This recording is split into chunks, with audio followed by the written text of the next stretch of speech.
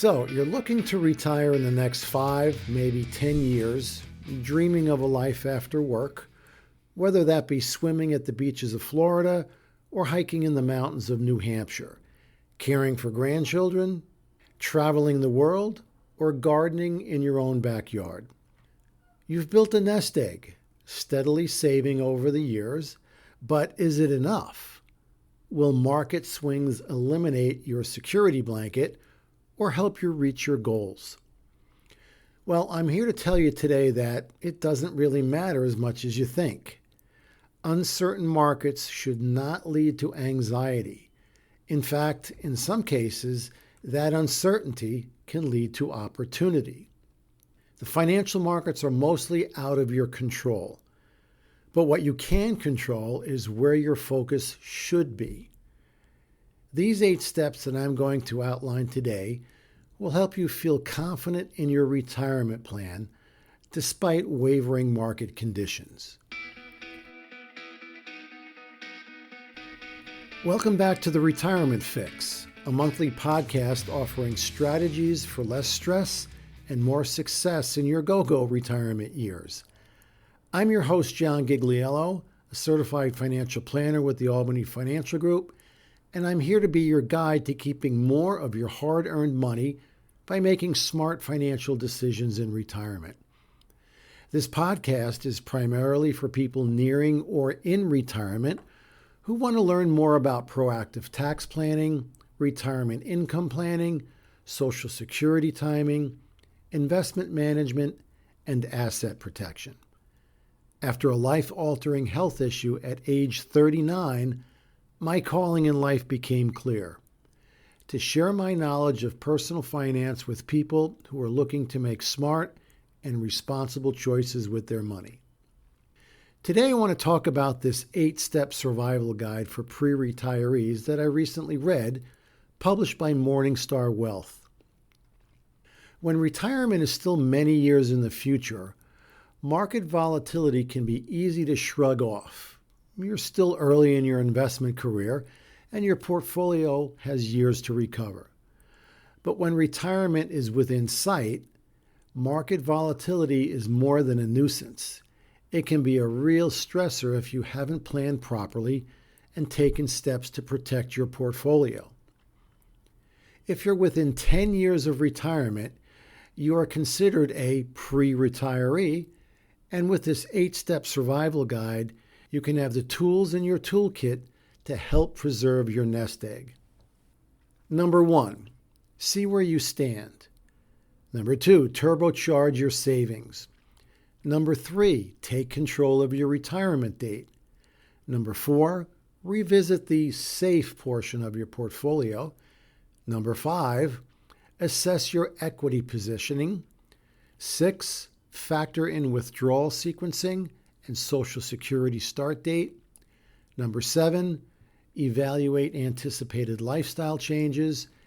And coming in at number 8, assess your insurance safety net. So let's get started with step number 1. See where you stand.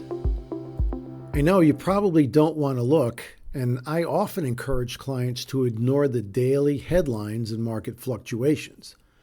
But knowledge is power. So your first step is to take a close look at where your retirement plan stands today.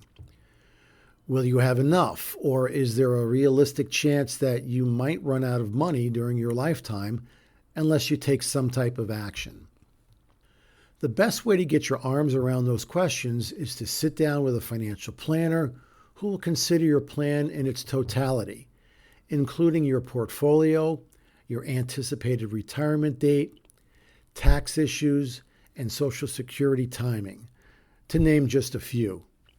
This type of comprehensive financial planning is a service I offer high net worth individuals, and if you hang in until the end of this episode, I'll tell you how to take advantage of a free retirement analysis that I offer called the Retirement Navigator. Number 2, increase your savings. If your current nest egg looks a little scrambled and perhaps not as hard-boiled as you might like, it may fall short of providing income throughout your retirement. One of the best ways to seize control is to scrutinize your budget and find ways to increase your savings. I know that investing more in a down market, particularly during periods of inflation, can be difficult. But if you're able to invest more when the market is down, you can improve your retirement outlook by adding to your portfolio at attractive valuations. Think of it being kind of like quality merchandise on sale.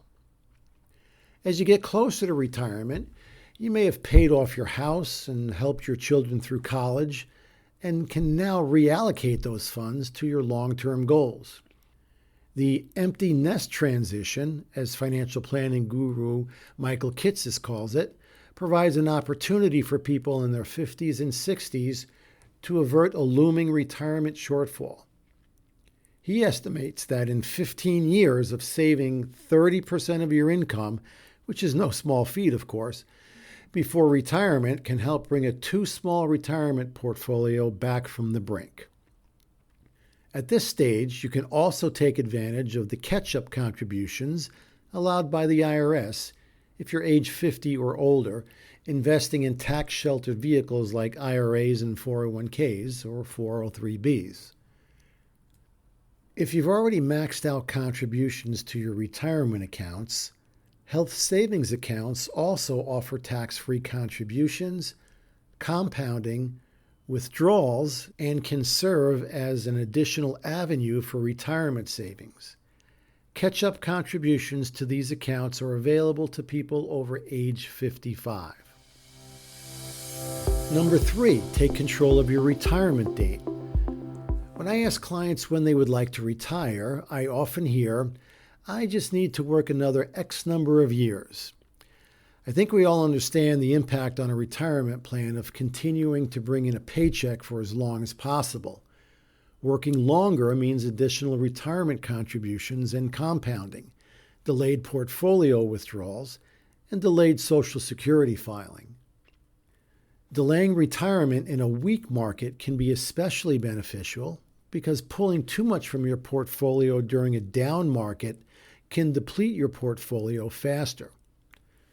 So, how do you maintain control over your retirement date? Well, some simple things like a healthy lifestyle will help ensure, but certainly not guarantee, that health considerations won't force you out of the workforce sooner than you had hoped.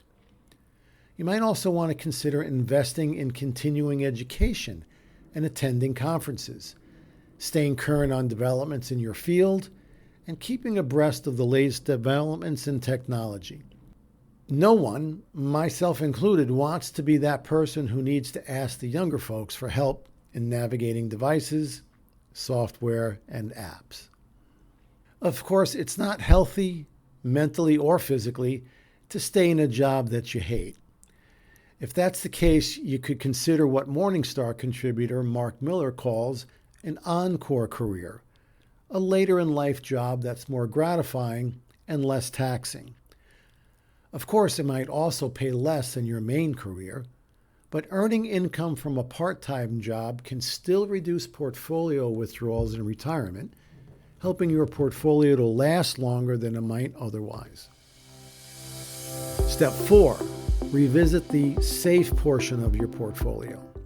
A perfect storm for a retirement plan, the Morningstar article accurately pointed out, is that you retire into a weak market environment and withdraw too much from a portfolio that is simultaneously declining.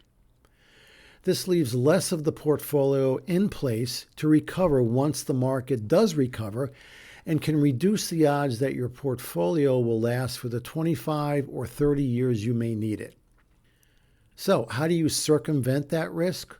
Well, one way is to simply delay retirement if you can, which I just discussed. Another is taking only modest withdrawals in those early weak years. You can also mitigate market risks with a portfolio designed around your personal risk tolerance and time horizon. When you have a balance of stocks and bonds, you won't necessarily need to tap into your long-term assets, mainly stocks, when they are on the decline. I always recommend that clients keep an emergency fund of 6 months to 1 year's worth of living expenses. And if you're looking to retire in the next few years, it's not too early to begin building your cash reserves beyond the emergency fund level. Step 5, assess your equity positioning. In addition to evaluating your portfolio's mix of stocks, bonds, and cash, you can work with your advisor to take a closer look at the specific positions within your equity portfolio. The market rally from 2009 through 2021 did not lift all boats equally, according to Morningstar.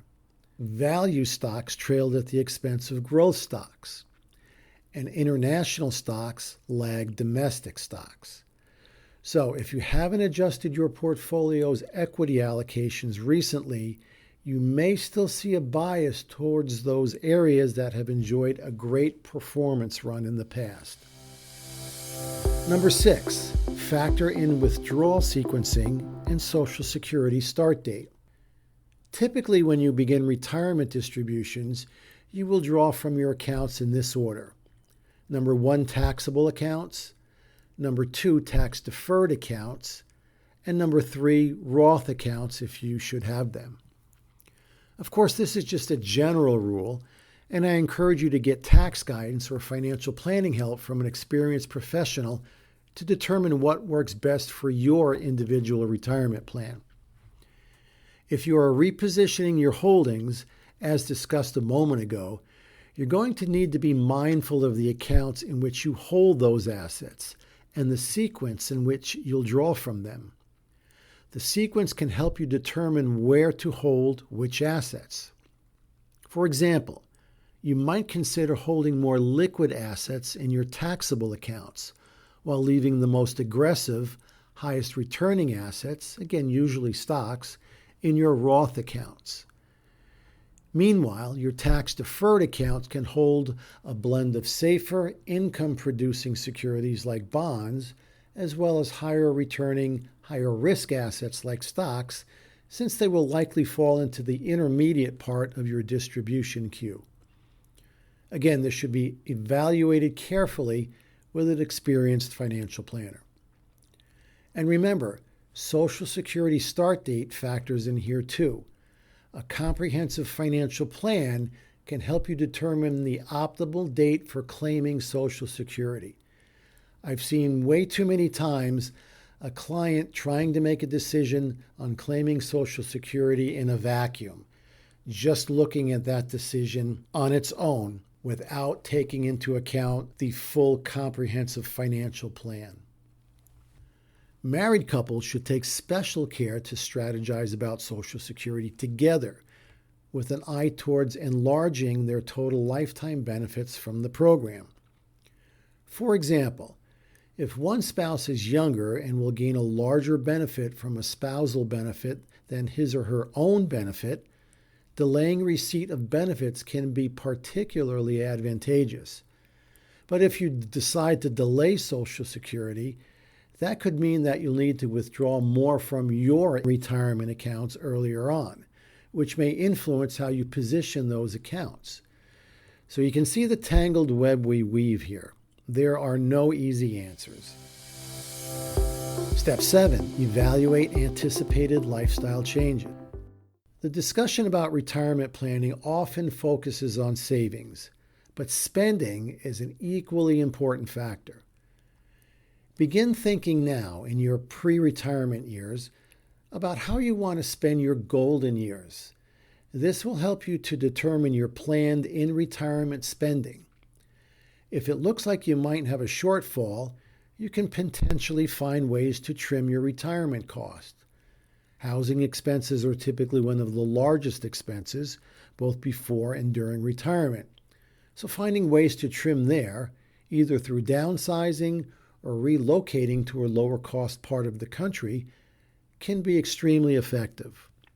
The name of the game is to start the planning process as early as possible, especially if you're going to be selling a home or purchasing a new one. And step number 8, assess your insurance safety net. Building out a safety cushion is essential at this stage in life. That's your insurance against a bear market. But it's also essential to insure against other risks that you could not fund out of pocket. The usual insurance recommendations apply for the years leading up to retirement: property and casualty, personal liability, and health and disability, of course. But if your children are grown and off your payroll, so to speak, it's also wise to revisit your need for life insurance at this stage. While life insurance can make sense in some instances, you may have less of a need for it once your dependents are grown. You may decide a traditional policy still makes sense in your situation, or you may seek out an alternative option.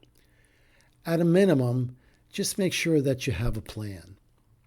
In a nutshell, making sure you have a plan is the essence of all 8 of these pre-retirement survival steps.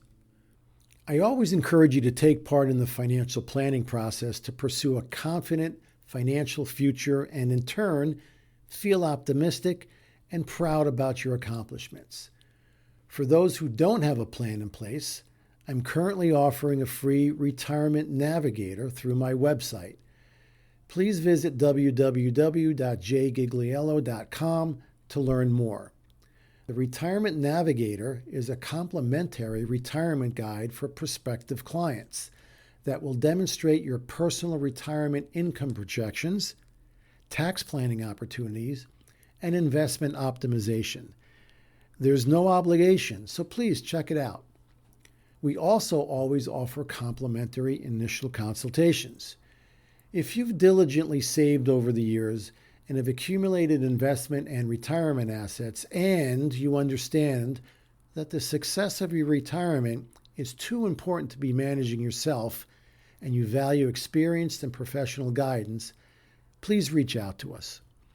Knowing that I've provided an education and a plan for my clients has allowed me to turn my own personal challenge into a gratifying journey.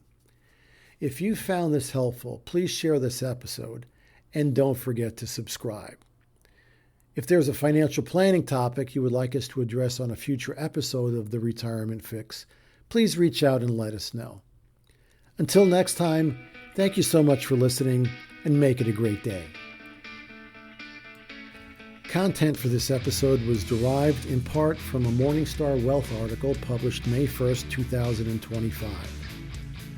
John Gigliello is a registered representative with, and securities are offered through LPL Financial, member FINRA, SIPC. Investment advice is offered through the Private Advisor Group, a registered investment advisor. Private Advisor Group and Albany Financial Group are separate entities from LPL Financial. This information is not intended to be suitable for individualized legal advice. Please consult your legal advisor regarding your specific situation. Albany Financial Group and LPL Financial do not provide tax advice or services. Please consult your tax advisor regarding your specific situation.